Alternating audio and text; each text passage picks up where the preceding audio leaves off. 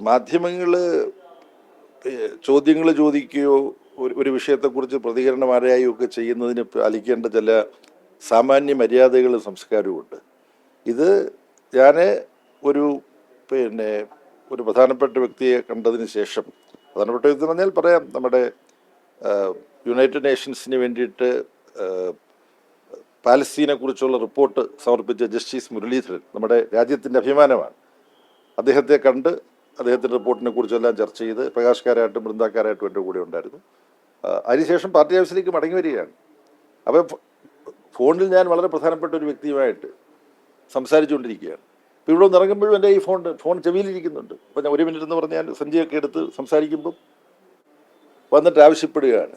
അത് തത്സമയ പ്രക്ഷേപണത്തിന് വേണ്ടി ഉള്ള ഒരു, അപ്പം ഞാൻ മനസ്സിലാക്കുന്നത് അത് അപ്പോൾ പ്രക്ഷേപണം നടത്തിക്കൊണ്ട്. അപ്പോൾ ഞാൻ പറഞ്ഞു, sorry, please wait, let me complete this എന്നൊക്കെ അവർ വിടുന്നു. അപ്പോൾ എന്നോട് സംസാരിക്കുന്ന വാട്ട് ഈസ് ഹാപ്പനിങ്, ഞാൻ പറഞ്ഞു നത്തിങ്. അപ്പോഴാണ് ഈ ബഹളം. അപ്പം അതുകൊണ്ട് പിന്നെ ചോദിക്കുന്ന ഇതാണ്, എന്താണ് ആദ്യം ചോദിച്ചതിൻ്റെ ഉദ്ദേശം എന്താണെന്ന് പോലും എനിക്ക് മനസ്സിലാവുന്നില്ല. CJPയും ചൈനയും തമ്മിലുള്ള ബന്ധം, അതിന് നിങ്ങൾ ഇടനിലക്കാരനായിട്ട് നിൽക്കുകയാണോ എന്ന് ചോദിച്ചുകൊണ്ടാണ്. അപ്പം അത് ശുദ്ധ അസംബന്ധമായിട്ടുള്ള ഒരു ആരോപണമാണ്. CJPയുടെ സമരത്തെ സോനം വാങ്ചുക്കിനെയും അതുപോലെ തന്നെ അഭിജിത്ത് ദിപ്കെയും ഒക്കെ ഞങ്ങൾ പോയിട്ട് കാണുകയുണ്ടായി, നേതാക്കന്മാർ സമരസ്ഥലത്ത്. അതിനുശേഷം CPMൻ്റെയും CPIയുടെയും മറ്റ് പാർട്ടികളുടെയും ഒക്കെ ഒരുപാട് നേതാക്കന്മാരും MP-മാരും ഇവിടെ സ്ഥിരപ്പെട്ടുകൊണ്ടിരിക്കുകയാണ്. അതൊന്നാണ്. ചൈനീസ് കമ്മ്യൂണിസ്റ്റ് പാർട്ടിയുടെ 105ാം വാർഷികം പ്രമാണിച്ച് ചൈനീസ് എംബസിയിൽ ഒരു പരിപാടി ഉണ്ടായിരുന്നു. അത് രഹസ്യമായ ഒരു പരിപാടിയല്ല. CPIയുടെ നേതാവ് D രാജ, പിന്നെ ഫോർവേഡ് ബ്ലോക്കിൻ്റെ ദേവരാജൻ, CPI MLൻ്റെ പ്രതിനിധി, പിന്നെ ഇൻ്റലക്ച്വൽസും സ്കോളേഴ്സുമായിട്ടുള്ള ആളുകൾ, അവരുടെ എല്ലാ പേര് ഞാൻ പറയുന്നില്ല. സുധീന്ദ്ര കുൽക്കർണി ഉണ്ടാകും, നിങ്ങൾക്കറിയാം, ലേഖകനാണ്. സുധീന്ദ്ര കുൽക്കർണി സംസാരിച്ചു 10 മിനിറ്റ്, 8 മിനിറ്റ് വീതം ആളുടെ പ്രസംഗമാണ് സിറ്റുവേഷനെ കുറിച്ച്. അതിനുശേഷം ചായ കുടിച്ച് അവിടെ നിൽക്കുന്നു. ഇത് നടക്കുന്നുള്ളതാണ്.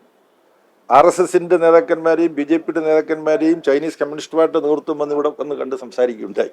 ചൈന എന്ന് പറഞ്ഞാൽ ഉഭയകക്ഷി ബന്ധം വളരെ ശക്തമായിട്ട് തുടരുന്നതാണ്.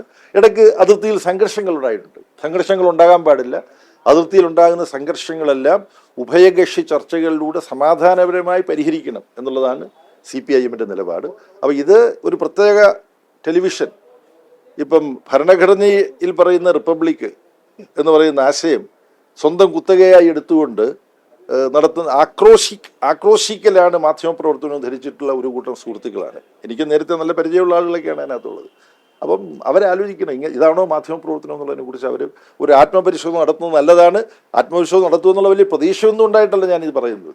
എന്നാലും ഇത്രയാണ് അതിനെക്കുറിച്ച് പറയാനുള്ളത്.